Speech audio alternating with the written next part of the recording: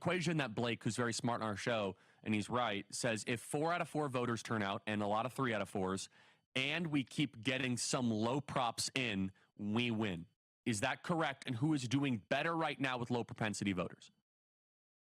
That's correct. And we seem to be doing better. And again, that's why I'm optimistic. And again, I'm not saying optimistic to be complacent. If anything, I feel like maybe the vibes are a little bit less good than they were a week ago, but the data still continues to be very good. So that gives me optimism. But as best where we can tell, we can't tell in every state. And in some states, you're modeling partisanship, so you don't know whether the voter is Republicans or Democrats. But in states where we do seem to know, like Nevada, like North Carolina, we are turning out.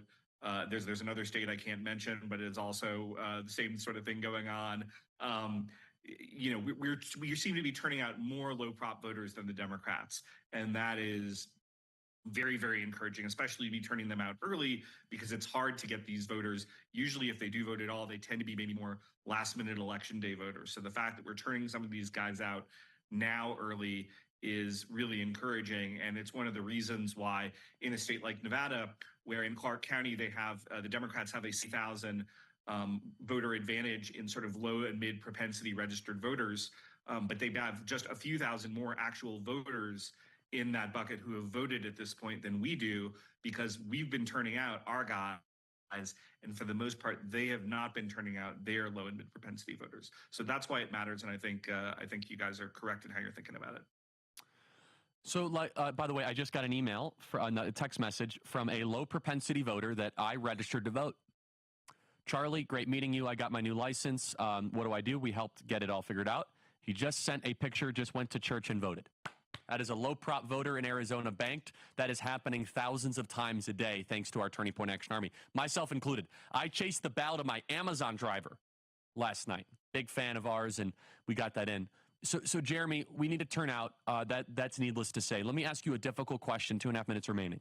If Kamala were to win, what needs to happen? Well, if she wins legitimately, we would have to look really carefully at what we didn't do, the voters that we didn't turn out. I would expect at this point, if she were to win, we're turning out our voters. So what it would have to be is that we really lost particularly a lot of more educated white voters in the suburbs. If those folks really move strongly toward Kamala, we would be in trouble. And I think, honestly, this is a natural GOP constituency. And so we should be really working. I still think even if we win this, we're not nearly where we should be with these voters, given that the Democratic Party is consistently hostile to the interest of white Americans. So I think that there would be things there that I would look at. That would be probably the thing. And then also, if women voters really turn against us because of the abortion question and other things, we're not going to obviously overlook any of our fundamental commitments, but we are going to have to think very carefully in that case about how we talk to them, how we reach these voters with the right sort of message that's going to bring them back to our side. So that's the sorts of things that I'll be looking at if we don't get the result we want on Tuesday.